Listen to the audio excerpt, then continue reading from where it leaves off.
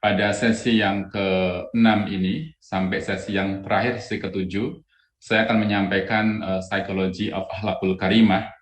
Ini sebagai penghujung dua sesi, tapi dalam tema yang sama, Psikologi Akhlakul Karimah, yang saya pikir karena ini cukup penting, maka saya sampaikan dalam dua sesi.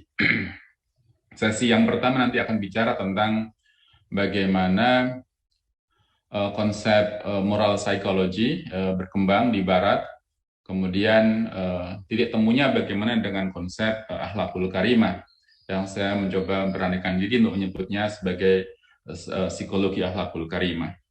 Sebelum kita mulai kajian tentang psikologi akhlakul karimah, saya juga mengundang beberapa orang di sini yang para guru-guru saya, kemudian teman-teman saya untuk hadir untuk berpartisipasi karena lama tidak ketemu supaya bisa berpartisipasi dalam kegiatan kuliah online ini. Bapak Ibu sekalian, di sesi yang kelima ada beberapa pertanyaan yang harus saya jawab pada hari ini. Dari Pak Lukito dari Poso, bagaimana cara menangani atau mengobati orang bencong ya yang mengidap disorientasi seksual menyimpang. Pada pertemuan kemarin kita membahas tentang LGBT, sehingga ini pertanyaannya banyak berbicara masalah LGBT. Iya Pak Lukito, bahwa ada 3 jenis konseling dipandang dari tujuan orang mau hadir gitu ya. Pertama, orang tidak menyadari kalau dirinya sakit dan dia datang ke konselor dengan cara dipaksa untuk datang. Kemudian yang kedua, orang yang menyadari dirinya sakit tetapi datang ke konselor dengan cara diminta untuk datang. Dan yang ketiga adalah orang yang menyadari dirinya sakit dan datang dengan inisiatif sendiri ke konselor untuk menyembuhkan kondisinya. Sama aja dengan orang sakit fisik. Orang yang nggak merasa sakit sulit untuk disembuhkan. Dan dari ketiga jenis tadi itu, maka orang yang paling mudah untuk disembuhkan adalah orang yang menyadari kalau dirinya sakit dan datang ke konselor atas inisiatif sendiri. Nah, kalau misalnya kalau tadi Bapak sebut dengan bencong begitu, ada inisiatif, ada interest dalam dirinya apa tidak dia untuk kembali kepada heteroseksual. Kalau ada niat untuk ke sana, ada interest ke sana, itu lebih cepat untuk dipulihkan. Tapi kalau yang bersangkutan tidak mau ataupun tidak punya inisiatif untuk kembali kepada fitrahnya, ya akan sulit untuk disembuhkan. Kemudian Pak Irfan, apakah metode pengobatan disorientasi seksual dapat dilakukan melalui ruqyah syar'iyah? Terima kasih atas doanya Pak Irfan. Saya pernah di awal saya lulus S1 tahun 1997, usia saya waktu itu 22-23 tahun, saya bekerja di sebuah pesantren, kemudian di sana ada seorang santri yang menurut teman-temannya membutuhkan konseling, lalu saya hampiri ke kamarnya, kemudian saya undang dia ke kantor untuk diberikan konseling dengan penyakitnya, dengan kondisi kejiwaannya. Tetapi beberapa kali konseling tidak efektif dan teman-temannya pada membisikkan saya bahwa dia sangat aneh dan akhirnya diketahui bahwa dia kemasukan jin dan diruqyah oleh seorang syekh dari Timur Tengah. Yang lucunya dianya orang NTB yang berbahasa, jinnya berbahasa NTB, syekhnya berbahasa Arab, sehingga butuh mediator yang bisa bahasa Arab dan bisa bahasa NTB. Poinnya adalah bahwa ada beberapa kondisi kejiwaan yang memang menurut saya membutuhkan ruqyah syar'iyah, membutuhkan ruqyah untuk menjernihkan kondisinya. Setelah ruqyah selesai baru dengan pendekatan dengan konseling. Karena dengan contoh yang tadi saya sampaikan sangat sulit untuk disembuhkan dengan model konseling, sementara ada jin yang ada di dalam diri orang tersebut. Maka pada kasus-kasus tertentu menurut saya perlu untuk diberikan ruqyah lebih awal, baru diberikan konseling. Kemudian untuk Ibu Safinatul Khairiyah, terjadi kasus perceraian seorang guru SD serta permasalahan lain dalam keluarganya, dan hal ini diketahui oleh anak-anak didiknya dan menjadi konsumsi pembicaraan anak-anak didik tersebut. Apakah ini akan berdampak pada psikologis anak tersebut? Ya tergantung dari kondisi yang terpengaruhnya sejauh mana. Kalau hanya sekedar dibicarakan saja, itu kan kita sudah menjadi bagian ataupun masyarakat kita menjadi bagian dari yang suka membicarakan orang lain. Tetapi kalau itu intensitasnya tinggi, sedikit banyak tentu akan terganggu. Tetapi tergantung dari sejauh mana intensitas dari problem yang mempengaruhi anak-anak tersebut. Kemudian dari Bapak Yoyo Suryana, terima kasih Pak Yoyo. Dunia Barat, isu LGBT ini telah menjadi isu hak asasi manusia.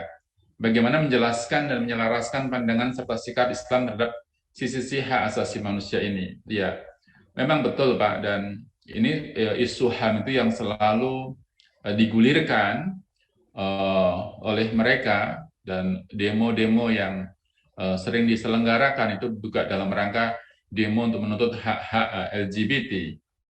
Hanya saja karena di negara kita memiliki undang-undang, memiliki aturan-aturan yang itu tidak secara jahar mendukung itu ataupun menolak LGBT, maka isu di Barat ya memang terjadi di Barat. Bahkan di Barat itu kalau orang menolak LGBT dianggap sebagai mungkin kaum minoritas di sana ya. Tapi saya lihat dari jumhur kaum muslimin, baik di Barat maupun di Timur, tidak ada yang menolak, kecuali mereka yang genit-genit gitu ya, untuk menerima LGBT.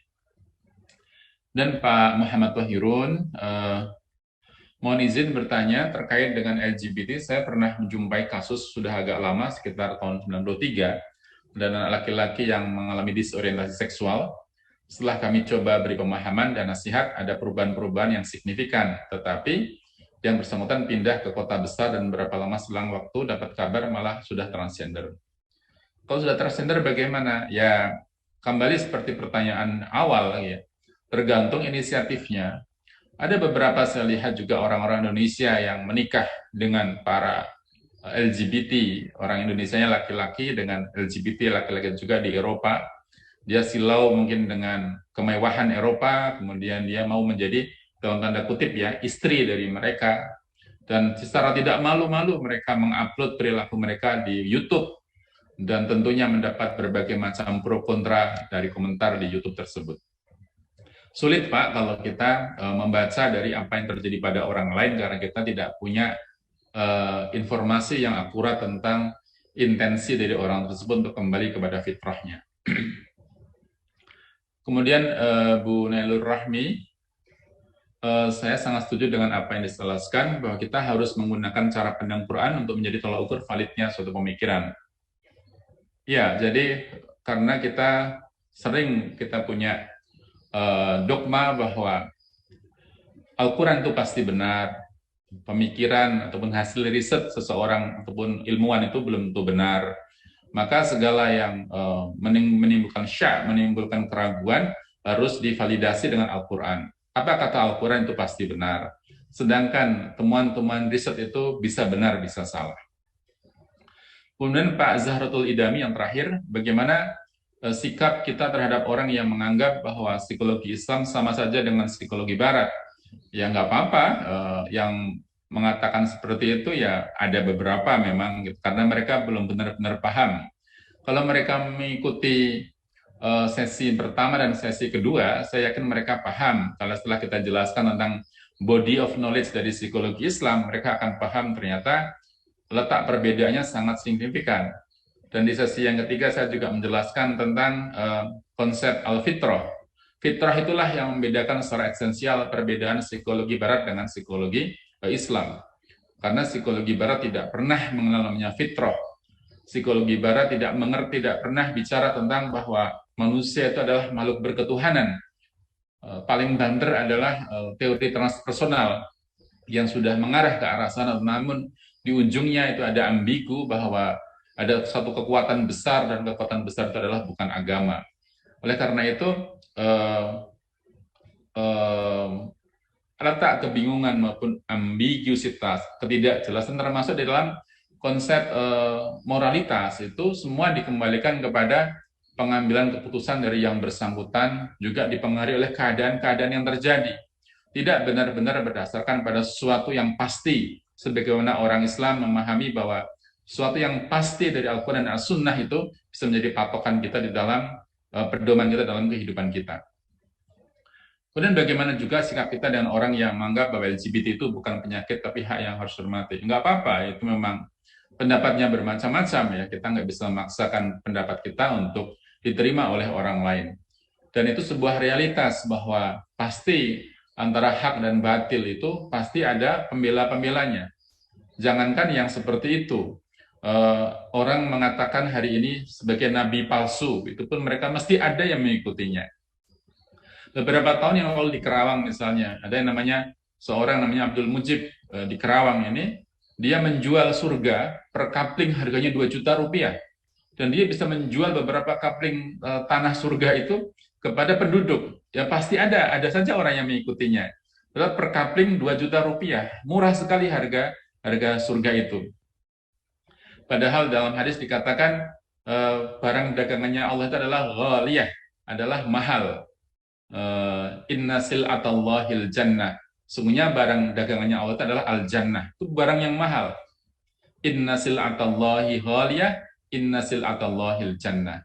Sementara Abdul Mujib menjualnya per meter per kapling dengan 2 juta. Padahal hadisnya sangat jelas. Sungguhnya sil'ahnya itu adalah sil'ahnya Allah, dagangannya Allah adalah mahal. Dan dagangannya Allah adalah al-jannah.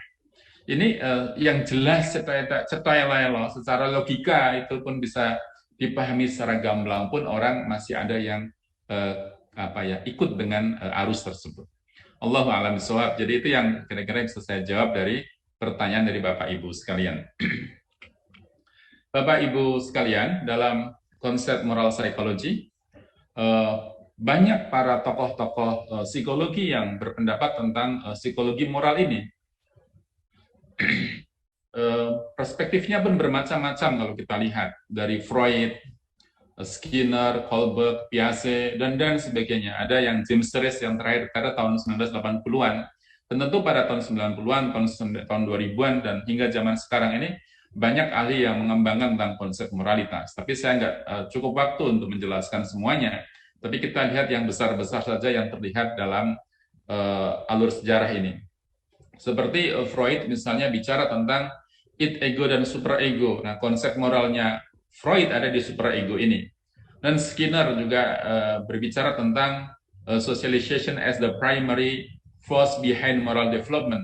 Ada satu kekuatan di balik perkembangan moral seseorang, yang sebenarnya teorinya Skinner, teorinya Piaget itu menurut saya inline ya di situ. Dan teori Kohlberg yang paling terkenal di sini bicara tentang moral cognition. Kohlberg dan Piaget juga membuat ada kesejalanan teori dari mereka tentang tahap perkembangan moral. Misalnya di teori yang sangat terkenal, teori dinamika kepribadiannya Freud ini, yang hampir semua ilmuwan sosial pernah membaca tentang teori-teori Freud ini, yang mengatakan bahwa id merupakan sumber energi psikis, yang dia katakan sebagai komponen utama kepribadian adalah id, yang sifatnya instinktif, naluriah, yang seperti hewan di sini ini. Tujuannya adalah berprinsip pada kesenangan, memenuhi kebutuhan dan keinginan. Kalau tidak terpenuhi kebutuhan dan keinginannya, orang akan cemas dan merasa tegang, maka harus segera dipenuhi. Ketika lapar ya harus makan, gitu. Ketika makan maka akan hilang ketegangan dan kecemasan. Pokoknya apa yang diinginkan harus terpenuhi. Maka kayak anak-anak kecil itu, kata Freud, banyak didominasi oleh id-nya. Misalnya malam-malam minta dibeliin mainan, malam-malam minta dibeliin sesuatu yang secara logika tidak ada, tapi harus dibelikan. Belum ada rasionalisasi di sana. Kemudian ada kotak yang kedua, yaitu kotak ego, yang berkembang dari id, yang seiring waktu ego pun berkembang. Dan kalau orang pada waktu itu dia ingin segera dilayani, segera dipenuhi, maka ego ini bertugas untuk mengaturnya, untuk melakukan suatu upaya agar diterima oleh masyarakat, oleh dunia nyata. Nah, ini ego bertugas mencegah terjadinya ketegangan sampai ditemukannya suatu objek. Dan terakhir adalah yang ketiga adalah superego. Ini gambaran kesadaran akan nilai-nilai dan moral. Superego yang disebut dengan hati nurani. Pertanyaannya adalah hati nurani inikah yang disebut dengan standar moral? Apakah padahal hati nurani setiap orang itu berbeda-beda? Maka kalau demikian berarti moralitas itu berbeda-beda.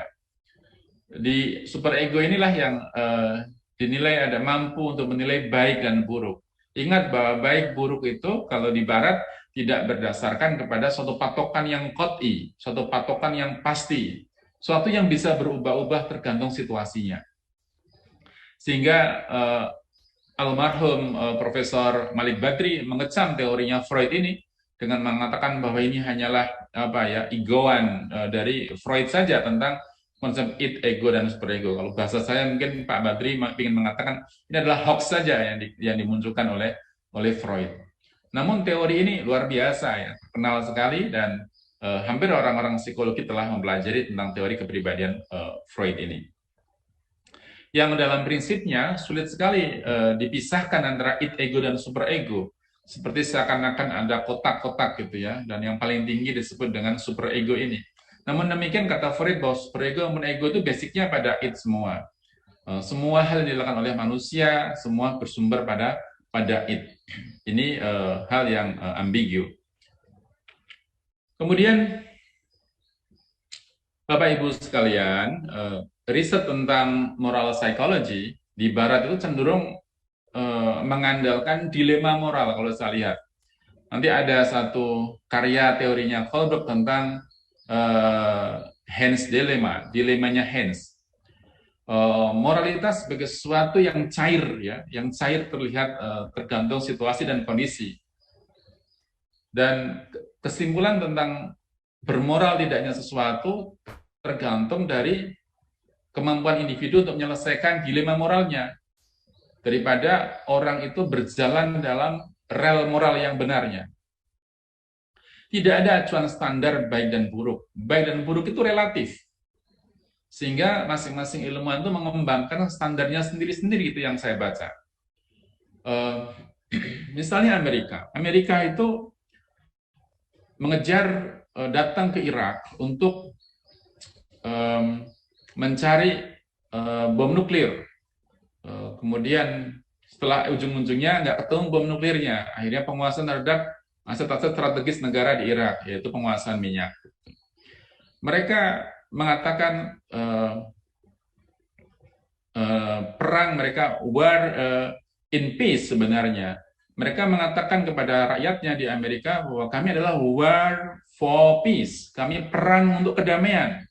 Kami memerangi terorisme, kami perang untuk kedamaian, war for peace. Tetapi kenyataannya kita melihat bahwa dia adalah war in peace, dia perang di dalam kedamaian. Sehingga yang merusak kedamaian justru adalah Amerika itu. Maka setiap orang punya standar moralitas. Standar moralitas inilah yang dikembangkan oleh mereka, sehingga tidak ada sesuatu yang ajak, sesuatu yang paripurna, yang bisa menjadi pedoman, ini boleh dan tidak boleh, ini benar dan salah. Dan salah satu ilmuwan sosial misalnya mengatakan, ini orang Indonesia ya, dia mengatakan berhubungan seksual di luar nikah itu boleh-boleh saja, asalkan tidak hamil. Kalaupun hamil nggak apa-apa, asalkan bertanggung jawab begitu.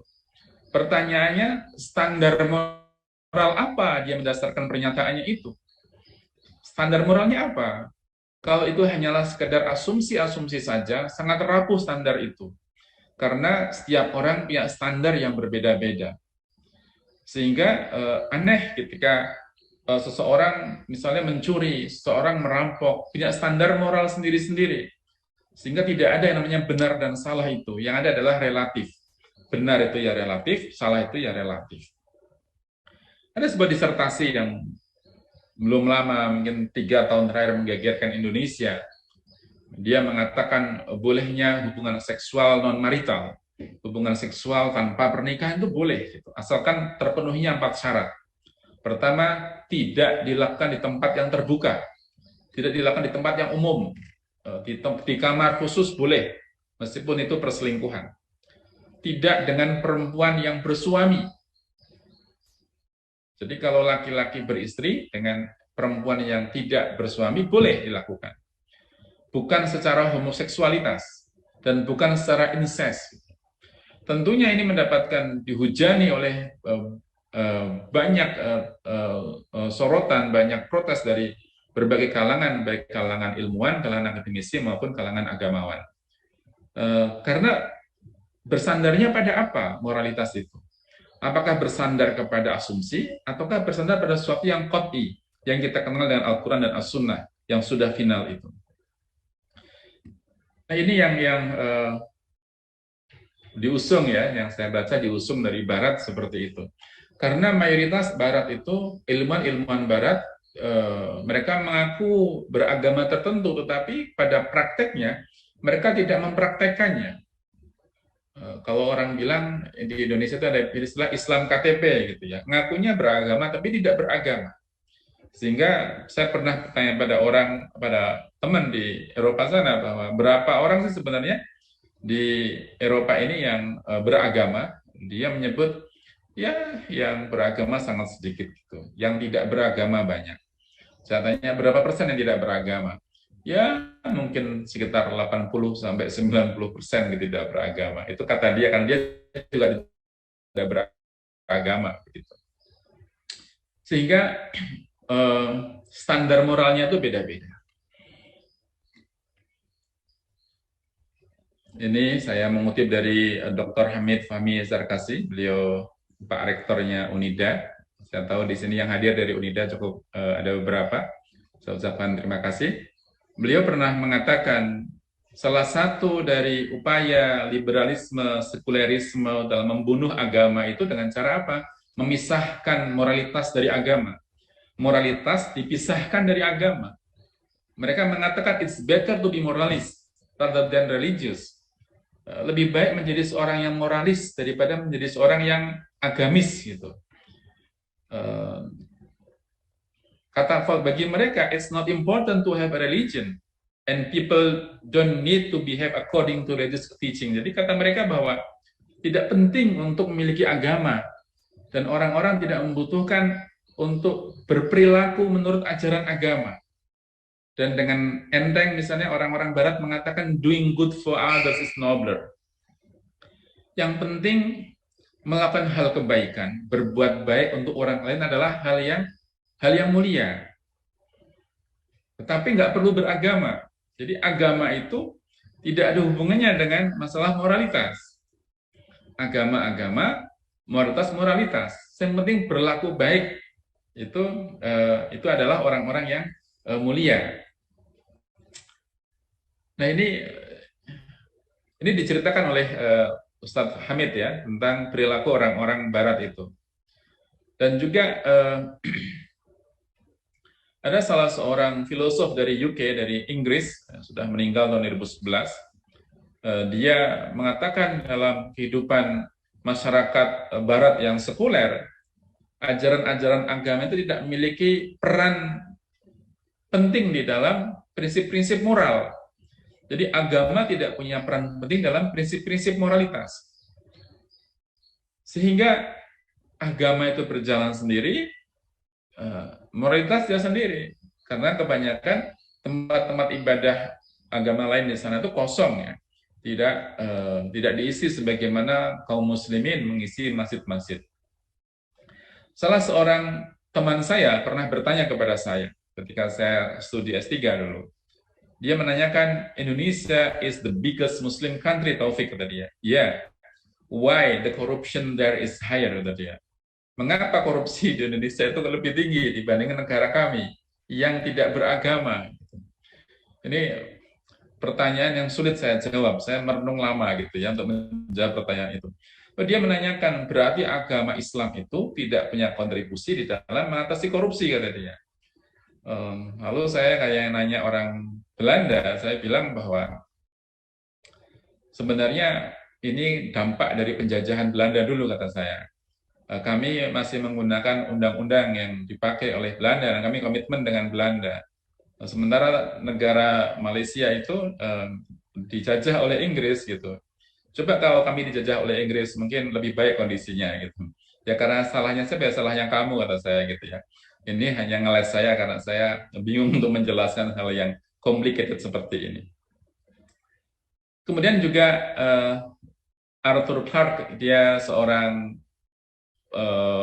ilmuwan dan penulis fiksi ilmiah. Dia mengatakan dengan sangat-sangat kasar menurut saya, dia mengatakan one of the great tragedy, jadi salah satu tragedi terbesar dalam umat manusia, kata dia, adalah bahwa moralitas itu telah dibajak, di-hijack oleh agama. Jadi diaku-aku moralitas itu miliknya agama. Jadi satu tragedi kemanusiaan terbesar sepanjang masa, kata dia, itu adalah terbajaknya moralitas dianggap bagian dari agama. Ini saking bencinya orang-orang ini terhadap agama, sehingga ingin memisahkan, kata Dr. Hamid di atas adalah mereka ingin memisahkan bahwa agama dengan moralitas itu suatu hal yang terpisah, nggak ada hubungannya sama sekali, kata mereka. Kemudian dia mengatakan, sekarang orang-orang berasumsi bahwa agama dan moralitas memiliki koneksi, memiliki hubungan yang dibutuhkan. But the basis of morality is really very simple, kata dia. Basis dari moralitas itu sangat simple, sangat sederhana, dan tidak membutuhkan agama sama sekali, kata dia. Jadi orang-orang begitu antinya terhadap agama dan benar-benar ingin memisahkan antara moralitas dan agama. Bapak Ibu sekalian, ini sekedar saya menceritakan bagaimana ambiguitas gitu ya tentang pembelajaran moralitas di Barat yang itu tidak lahir menurut mereka. Ini yang bicara adalah para ilmuwan-ilmuwan topnya dari agama. Padahal kita dari mulai lahir dari sampai sekarang ini meyakini bahwa akhlak, bahwa moralitas itu ya sumbernya dari agama, nggak ada yang lain gitu. Dan semua kita contoh dari akhlak dari Rasulullah Shallallahu Alaihi Wasallam. Tidak, karena mereka tidak punya figur yang bisa dijadikan role model untuk dicontoh di dalam menjalankan moralitas tersebut. Pertanyaannya adalah, when morality is not related to religion, ketika moralitas tidak berhubungan dengan agama, lalu that one principle, what principle will morality be? Moralitas itu akan berprinsip pada apa? Kalau moralitas tidak berprinsip pada agama, terus mau berprinsip pada apa? Ada seorang teman ateis yang berkata kepada saya, Taufik, I pray for you, kata dia. Setelah saya mendapatkan banyak coretan dari disertasi saya, draft disertasi saya, dia mengatakan, Taufik, I pray for you. Lalu saya mengatakan, what do you say? You pray for me? Yeah, I pray for you. Lalu saya bertanya lagi, pray with who? Kamu berdoa dengan siapa? Because you are an atheist. Dia akhirnya mengatakan, okay, I will change my speaking, kata dia. Hopefully your effort will be successful. Okay, kata saya, thank you. Dia hanya mengatakan karena naluriahnya, bahwa fitrahnya orang itu beragama. Dalam Al-Quran dikatakan, wahadainahun najdain, fahadainahun najdain. Karena telah kutunjukkan pada kalian, diberikan dua jalan gitu di situ ya. Dan fitrahnya dalam surah Al-A'raf ayat 172, alastu birabbikum, bukankah aku ini Tuhanmu?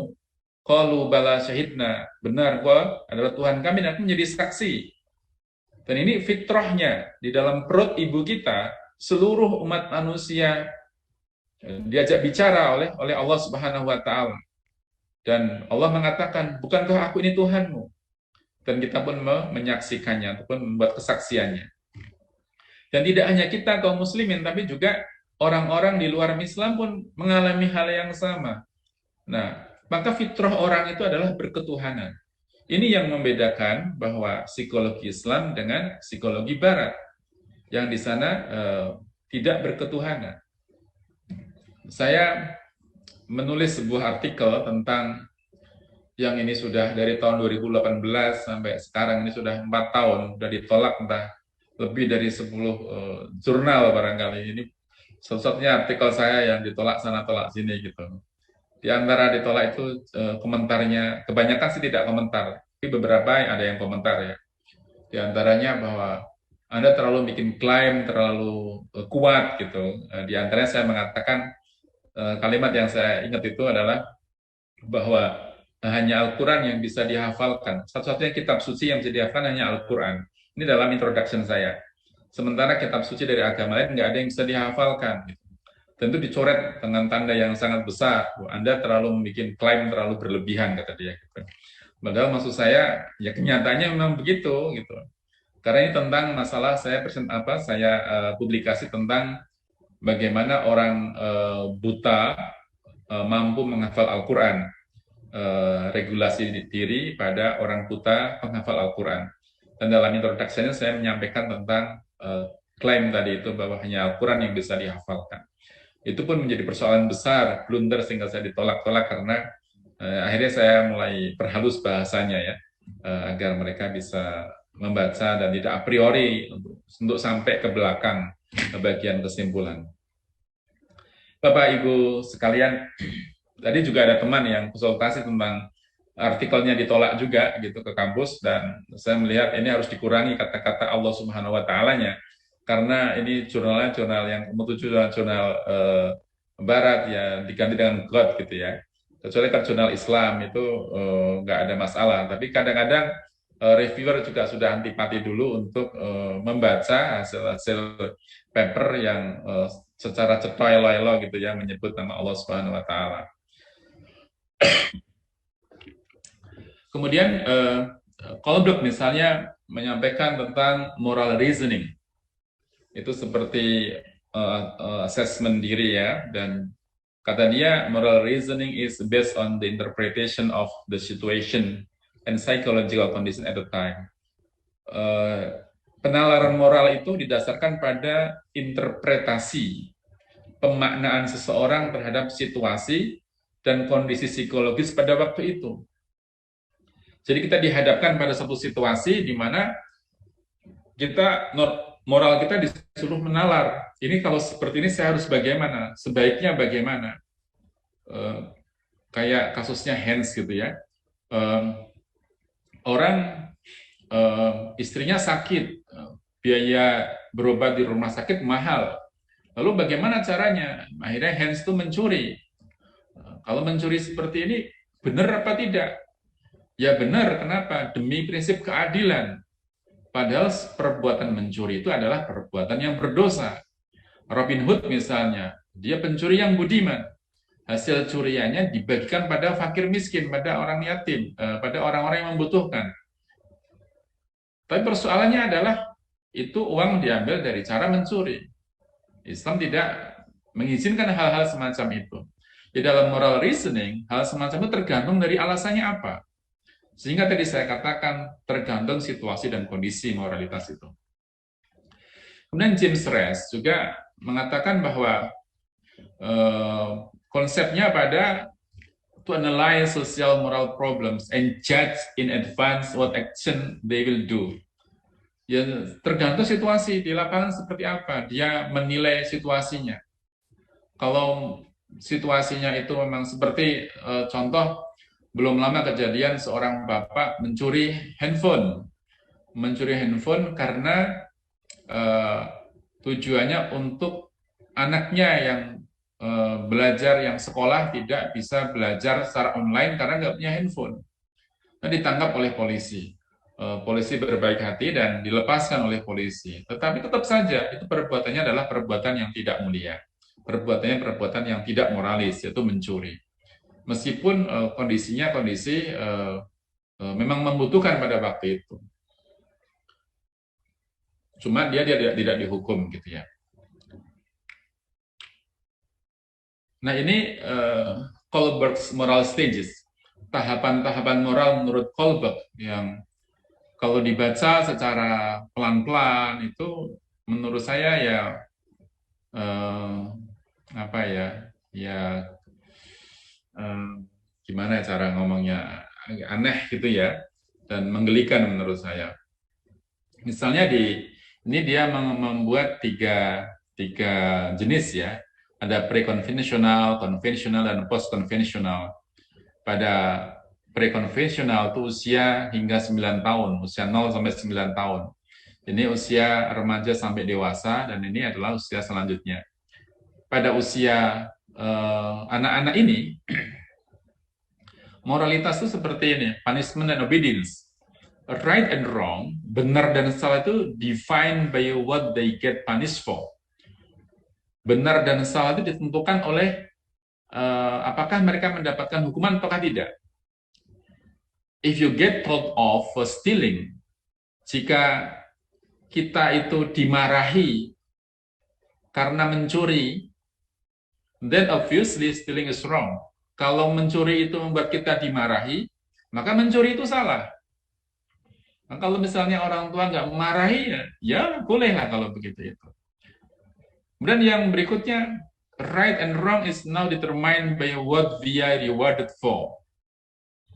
Right dan wrong, benar dan salah itu ditentukan oleh kita itu diberikan apa yang dihargai dari upaya-upaya kita itu. Sebagai contoh, seorang anak laki-laki mengatakan say happy birthday kepada sepupunya, sepupu perempuannya. Jadi anak laki-laki mengatakan selamat ulang tahun kepada sepupu perempuannya sambil memeluknya, sambil dipeluk, mungkin pipi kanan, pipi kiri gitu. His father rewarded him. Lalu bapaknya bertanya kepada dia, kenapa kamu kok memeluk dia? Bukankah dia bukan saudara kandungmu misalnya? Loh, saya meluk dia dalam rangka mengucapkan ulang tahun kok. Oh, kalau gitu nggak apa-apa. Sehingga moralitas itu ya tergantung alasannya pada waktu itu untuk apa. Bahkan dalam konvensional, right and wrong determined by majority, tergantung dari mayoritasnya. Kalau mayoritas orang mengatakan itu benar, ya benar. Mayoritas mengatakan salah, ya salah. Ini bahaya kalau seperti ini. Kalau satu kampung itu adalah isinya orang para pendusta semua, maka mayoritas mereka mengatakan hal yang dusta, maka yang dusta itu adalah benar. Karena berprinsip pada mayoritas. Sementara yang minor itu, meskipun dia benar, dia salah di situ itu. Dan seterusnya. Bapak Ibu sekalian, ini yang sangat cairnya tentang konsep moralitas, yang setiap orang itu bisa memberikan keputusan di lapangan, tergantung dari bacaan dia terhadap situasi yang ada. Sehingga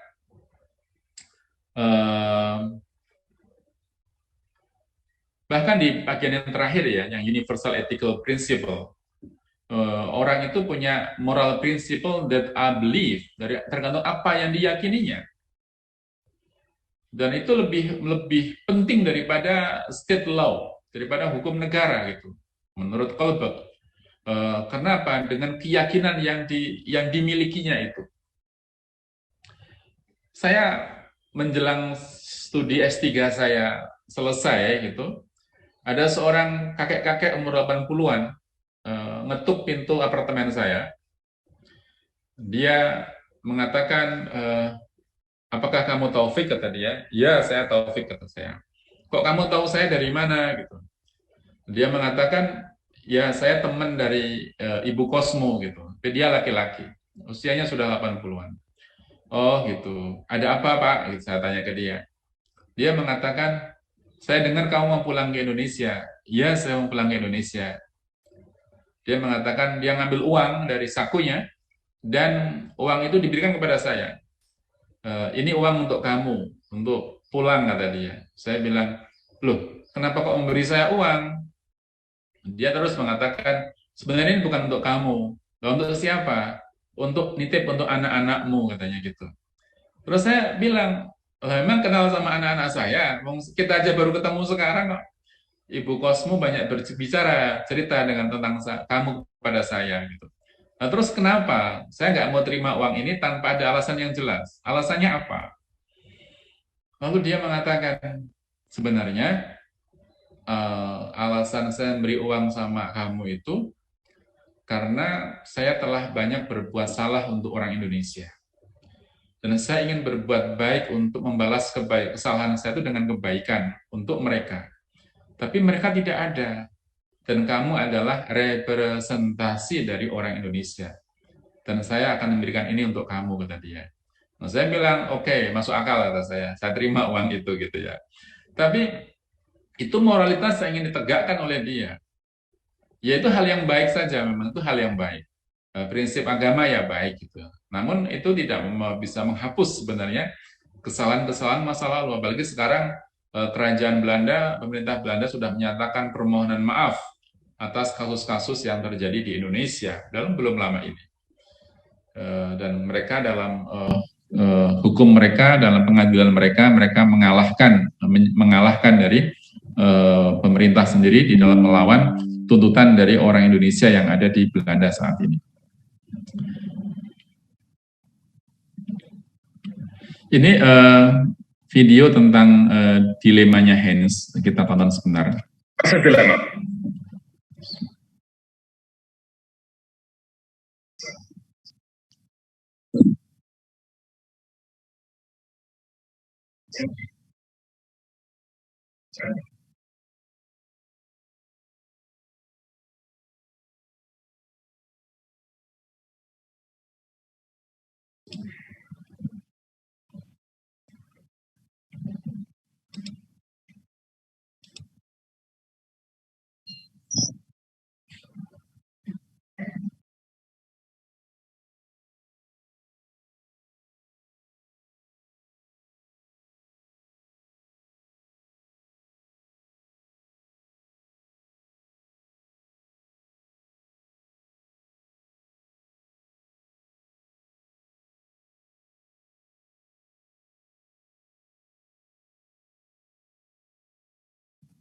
Oh, nggak ada. Oh, suaranya hilang ya. Jadi ini dilema Haynes ya. Jadi saya lewatin sajalah tentang menggambarkan tentang bagaimana dilema orang yang kondisi kesusahan tadi saya ceritakan di depan tadi. Kemudian dari seorang tokoh psikologi namanya Carol Gilligan mengkritisi tentang dilema Haynes ini. Karena Haynes teorinya Kohlberg terlalu menekankan kepada prinsip-prinsip keadilan, tapi mengabaikan norma-norma yang lainnya. Memang harusnya orang miskin ini ya dilindungi oleh negara. Orang miskin ini dirawat oleh orang-orang kaya di sekitarnya. Tapi realitasnya kan tidak. Apakah dengan demikian orang miskin untuk bisa merampok orang kaya? Dalam konsep Haynes dilema, itu kondisi tertentu dibolehkan. Kenapa? Karena ya dibutuhkan saat itu. Islam tidak mengajarkan seperti itu. Sehingga kalau Gilligan mengkritik karena prinsip-prinsip keadilan yang lebih ditegakkan, tapi meniadakan prinsip-prinsip yang lainnya. Dan dikatakan bahwa itu adalah rasionalisasi dari keputusan yang intuitif ya, di lapangan, yang mungkin istilah saya adalah impulsif, tergantung bagaimana kondisi-kondisi di lapangan. Yang ini berarti bahwa penalaran moral tidak berkorelasi dengan tindakan moral. Orang bisa berpikir tentang hal-hal kebaikan, tetapi dalam prinsipnya dia tergantung kondisi di lapangan. Apa yang difikirkan dari rumah dengan realitas yang di lapangan bisa berbeda. Itu menunjukkan bahwa moral tidak berkorelasi dengan tindakan moral kalau semacam itu. Nah, Bapak Ibu sekalian, di dalam Al-Quran surah Luqman ayat ke-13 Allah Subhanahu wa taala berfirman, "Wa idz qala Luqmanu libnihi wa huwa ya'iduhu ya bunayya la tusyrik billah innasyirka ladzulmun 'adzim." Wa idz qala Luqman, dan ketika Luqman berkata kepada anaknya, wa huwa ya'iduhu, ketika dia sedang memberikan pelajaran kepadanya, ya bunayya la tusyrik billah, wahai anakku, la tusyrik billah, janganlah engkau menyekutukan Allah, innasyirka ladzulmun 'adzim. Sesungguhnya menyekutukan Allah adalah satu kedzaliman yang besar. Di dalam Islam ada yang namanya konsep adab, ya. Ada konsep akhlak, ada konsep adab, ada konsep moral. Yang ini nanti kalau setelah sampai selesai pembahasan sampai moral, sampai akhlak, kita akan melihat letak perbedaannya ada di mana sih antara moral, adab, dan akhlak ini. Dan the highest adab tertinggi itu adalah la tusyrik billah, tidak menyekutukan Allah. Ilustrasinya adalah ketika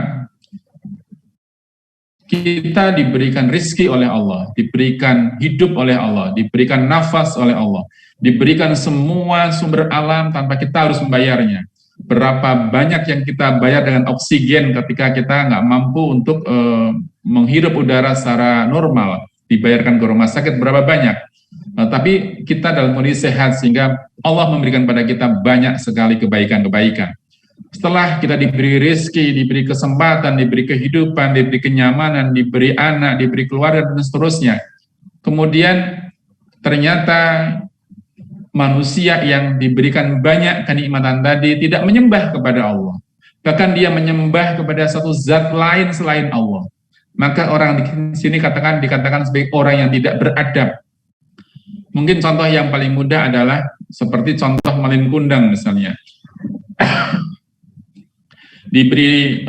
Dikandung oleh ibunya, kemudian dilindunginya, kemudian disusuinya, kemudian dinafkahinya, disekolahkannya, dibesarkannya. Setelah besar dia ternyata lupa pada ibunya, malah dia memuji ibu yang lain misalnya, atau perempuan yang lain, dan melupakan ibunya. Ini adalah anak yang tidak beradab. Demikian pula manusia yang tidak mengenal zatnya Allah. Setelah limpahan segala hal diberikan kepada manusia seperti itu, dia tidak mengenalnya. Maka tidak menyekutukan Allah itu adalah mestinya orang-orang tidak menyekutukan Allah, karena itu adalah adab tertinggi. Itu beriman kepada Allah Subhanahu wa Ta'ala. Jangan sebaliknya. Kalau kita sebaliknya, ya kita nggak beradab sebagai manusia. Nah, adab di dalam ini juga nggak ada suaranya nanti. Tapi nggak apa-apa, penisman sebentar. Adab itu ya tidak sekedar seperti ini gitu.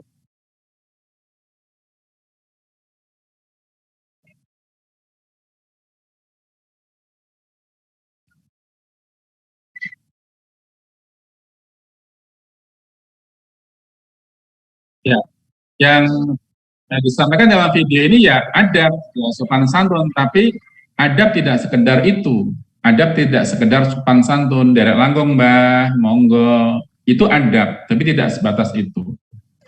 Yang nanti kita akan ulas pada pertemuan yang akan datang, konsep adab itu lebih luas. Yang nantinya konsep adab itu nantinya akan menghasilkan akhlak, yaitu akhlakul karimah atau akhlakul madmumah. Tetapi kita berangkatnya dari tatanan-tatanan adab. Masih ada waktu 10 menit, saya ingin guru saya, Pak Hana, untuk barangkali menyampaikan sesuatu terkait dengan konsep ini, ataupun hal tentang psikologi Islam secara umum. Saya sangat berbahagia ketika kalau beliau berkenan untuk menyampaikan. Monggo Pak Hana. Silakan Pak, sudah unmute itu. Silakan. Assalamualaikum warahmatullahi wabarakatuh.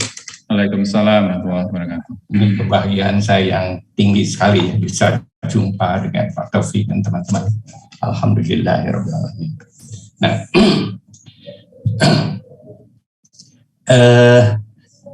ini sangat signifikan sekali Pak Taufik ya, pembicaraan psikologi moral ini atau psikologi akhlak ini.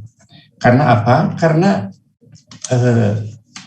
problem utama abad ini itu adalah masalah krisis akhlak. Bahkan abad ini mempunyai julukan yang kurang bagus, yaitu the age of crisis of character. Abad krisis karakter, dan karakter itu adalah mirip-mirip atau sejalan dengan konsep akhlak. Pak Hana wajahnya nggak begitu kelihatan. Oh, nah, gitu ke situ. Nah, ya, wah, musik. Nah, gini, enggak Pak Hana. Nah, ya. Oke. Jadi sangat relevan dengan kondisi sekarang, ya gitu. Karena kalau kita lihat problem kita, ya, problem-problem sosial sampai ke korupsi, ya, itu bukan problem kecerdasan nanti, ya.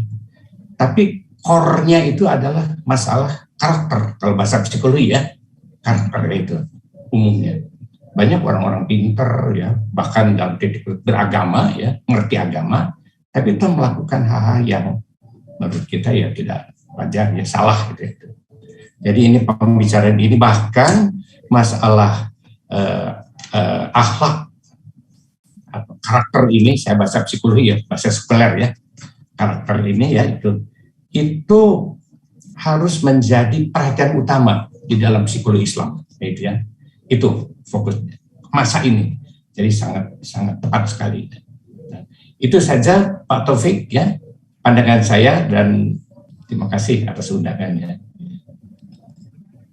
Terima kasih Pak Hana, alhamdulillahirrahmanirrahim. Beliau berkenan berkomentar. Pada sesi yang kedua saya menyampaikan tentang buku beliau tentang integrasi psikologi dan Islam, Pak Sahran, dan saya banyak mengutip dalam tulisan saya tentang tulisan beliau gitu. Dan saya tidak melihat sekarang siapa penerus Pak Hana dari Universitas Indonesia ya. Saya hanya melihat Pak Hana di sana, dan mudah-mudahan nanti dari UI ada yang muncul lagi untuk mewarnai psikologi sebagai psikologi di Indonesia dengan warna psikologi Islam. Dan Pak Sahran, saya teruskan atau cukup sekian Pak Sahran? Teruskan, Prof. Tinggal 5 menit lagi. Oke, dengan minum lagi. Ya. Baik, saya teruskan. Terima kasih sekali lagi Pak Hana Jumana Bastaman. Beliau nulis buku tentang logoterapi gitu ya. Monggo nanti yang berminat dengan tulisan-tulisan beliau, saya akan share screen.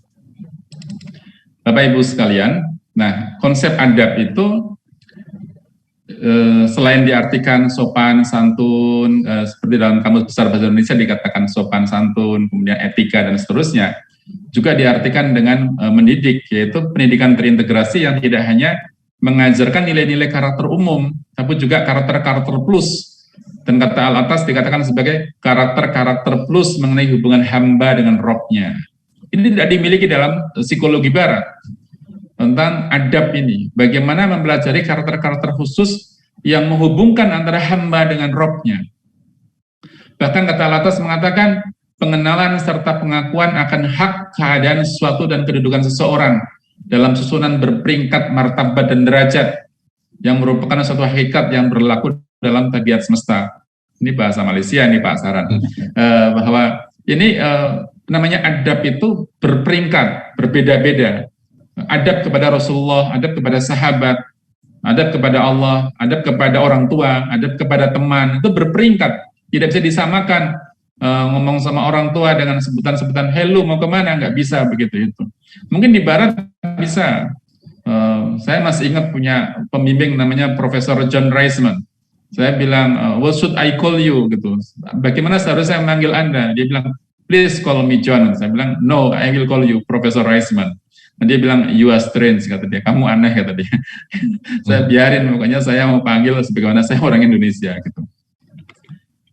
Kemudian